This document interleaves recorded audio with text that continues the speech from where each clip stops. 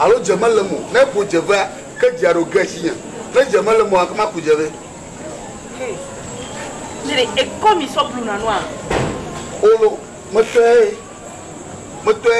Annie Manoué. Ça, on clone à Bewa. À quoi Béonga? À quoi Bebeleco? À quoi fois il tombe avec qui a notre becloma? Il vient de marcher, il y a des photos cabaret. Bah, on se revoit. On se revoit mon petit pilote. Pour pouvoir parler aux alpines. Oh, bonne décision. C'est quoi le plan d'aller? Il te manque d'aller, mais il y a pas ma soeur qui est bonne. Hey! Ah! C'est ça d'aller et bien mourir d'il alors. Le pauvre, hein? Le gars où elle est quoi? A pu plaire quoi? Ah! Et nous, on tombe, on a dit, on dit, on a la moto, on l'a doigt. Hein? Ma bien, lui qui m'a pas compté pour l'eau à l'homme du peuple. Ah voilà! On m'a dit, on est dans la famille, on m'a doué. Alors, ça veut dire quoi? On vient de m'y aller à Kimboya. Mais on a la vie vaille. Le flot qu'on l'a pas. Mon Dieu, non. Il faut pas se faire les filles à ma voix, nous faisons, oui, mais qu'on a. Hey! Comme il va en pleurer avant.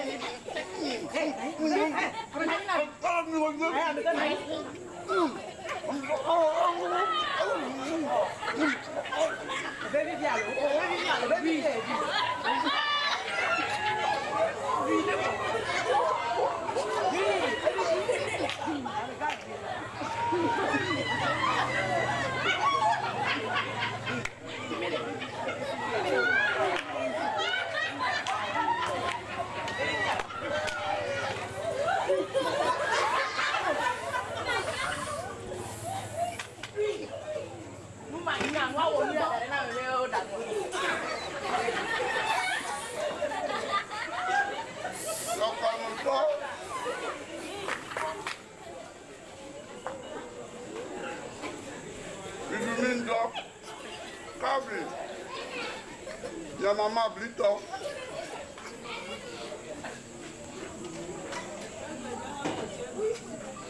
Kabi minye ya kamato minye.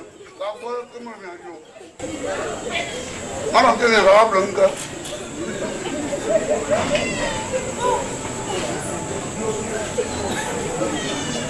Agama mi ajo mi we ya blanca. What time you are? Ya mama. Minang la daw ni la yung mogda na taba nyaro nyaro